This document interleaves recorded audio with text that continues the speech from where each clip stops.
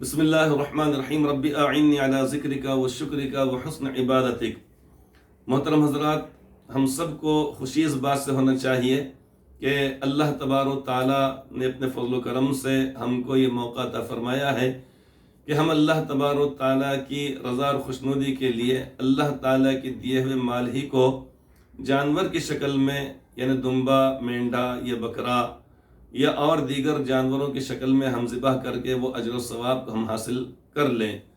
اللہ تبارک و تعالیٰ نے اپنے تمام بندوں پر، ایمان والوں پر، قیامت تک کے آنے والوں پر ایک چیز کو لازم فرما دیا، واجب قرار دیا۔ جس طریقے سے ہم عشاء کی نماز کے لیے جب آتے ہیں تو سنت اور نفل کے بعد 3 رکعت نماز پڑھی جاتی ہے، جس کو واجب الوتر کہا جاتا ہے، اور یہ چیز پڑھنا، یہ نماز پڑھنا ہمارے لیے لازمی اور ضروری ہو جاتا ہے۔ اور اگر کوئی شخص جان بوجھ کے اگر چھوڑ دے تو اس صورت میں انسان گناہ گار ہو جاتا ہے،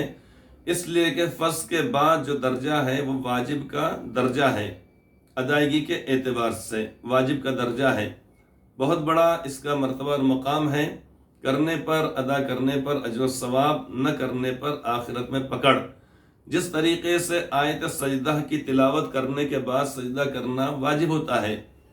کوئی مسلمان اگر سلام کرے تو اس صورت میں اگر کوئی مجبوری نہ ہو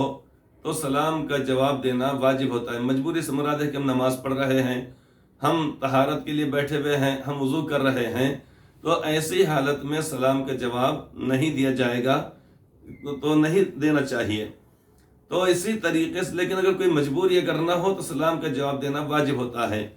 تو اسی طریقے سے اللہ تبارک و تعالیٰ جب اپنے بندوں کو جب مال و زر سے نوازیں، ان کے لیے ضروری ہو جاتا ہے کہ عید الاضحیٰ کے موقع پر ان 3 ایام میں 10، 11، 12 ان دنوں میں سے کسی دن بھی قربانی کریں، اور یہ واجب ہے۔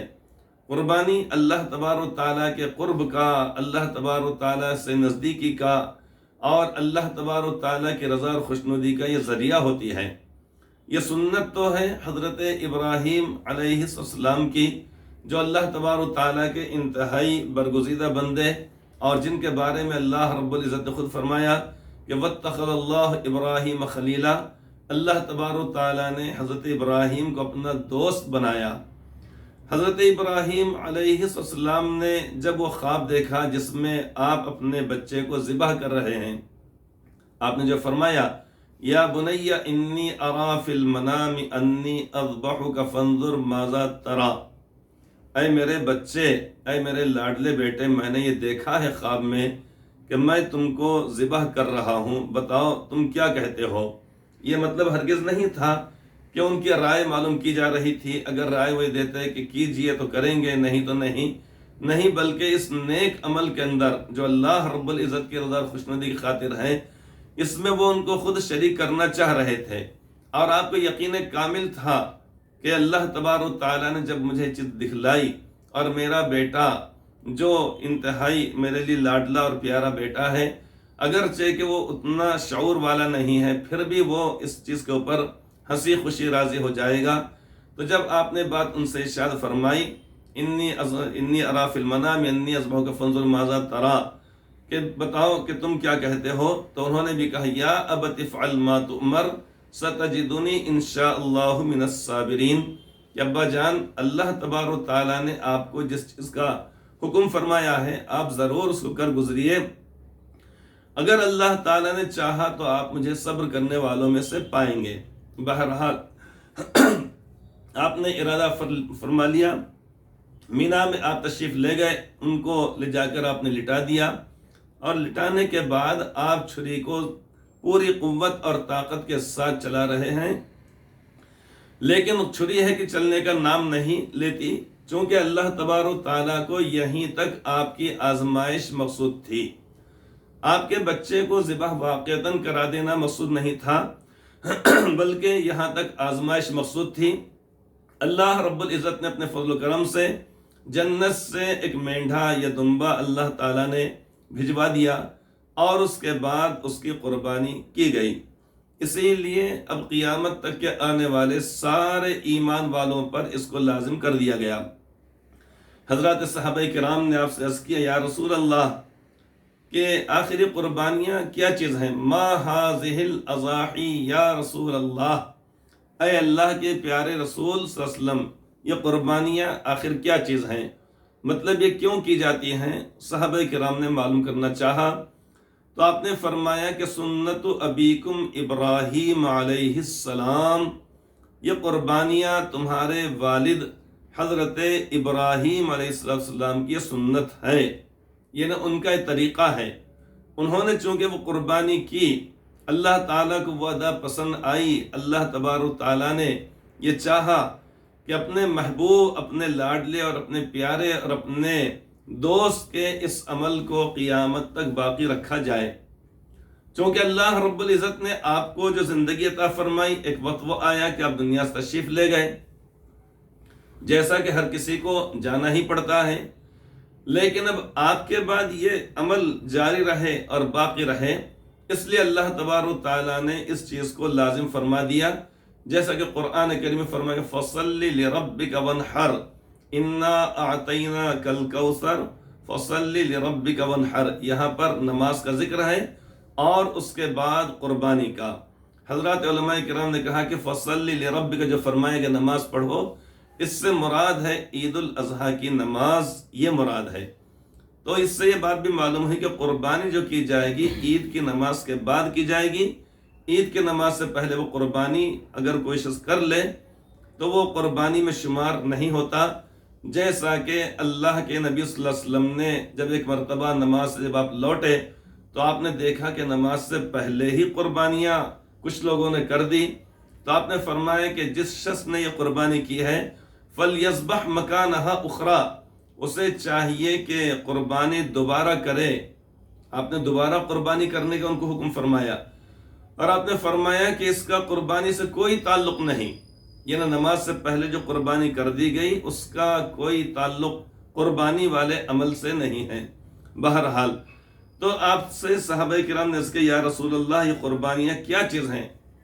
قال، یہ صحابہ کرام نے کیا ما حاضر ازاح یا رسول اللہ،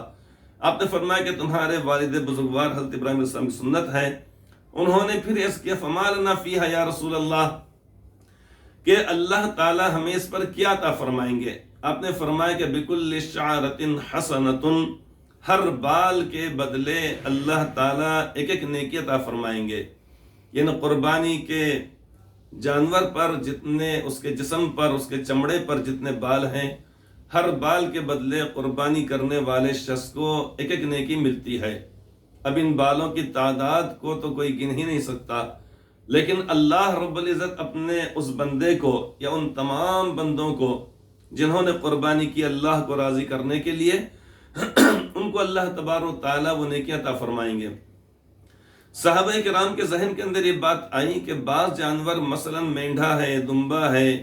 یہ وہ جانور ہیں کہ جن کے جسم پر بڑے بڑے بال نہیں ہوتے ہیں، بلکہ بہت باریک سا رواں ہوتا ہے، اون ہوتا ہے، تو کیا اس کے بدلے میں بھی ہم کو نیکی ملے گی؟ فالصوف یا رسول اللہ، آپ سے پوچھا گیا یا رسول اللہ بعض جانور تو وہ ہوتے ہیں کہ جن کے جسم پر باریک باریک رواں ہوتا ہے، تو کیا اس کے بدلے میں بھی ہم کو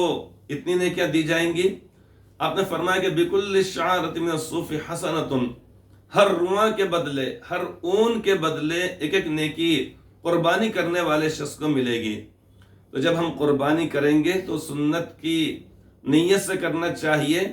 کہ اللہ تعالیٰ کے لاڈلے نبی کی سنت ہے، اور اس امت پر اللہ تبارک و تعالیٰ نے واجب، لازم اور ضروری کر دیا۔ سنت کے لفظ سے یہ نہیں سمجھنا چاہیے کہ جس طریقے سے عصر کی نماز سے پہلے سنت پڑھی جاتی ہے 4 رکعت، یا اسی طریقے سے عشاء کی نماز سے پہلے پڑھی جاتی ہے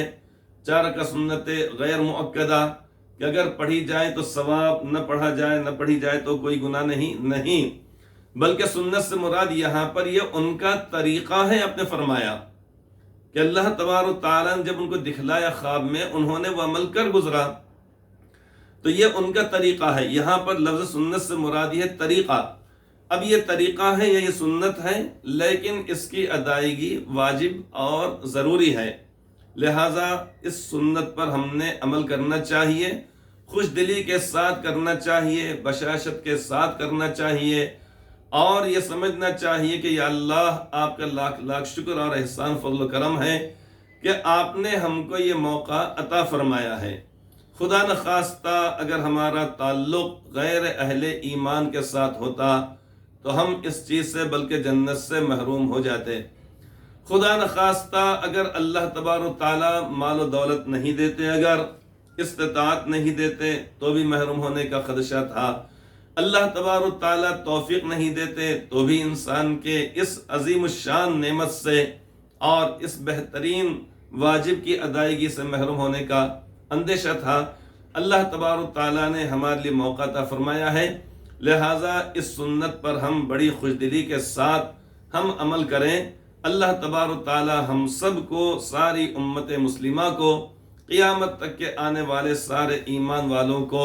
استطاعت بھی عطا فرمائے، توفیق بھی عطا فرمائے، اور اللہ تعالیٰ ہماری ان قربانیوں کو قبول فرمائے۔ آمین ثم آمین۔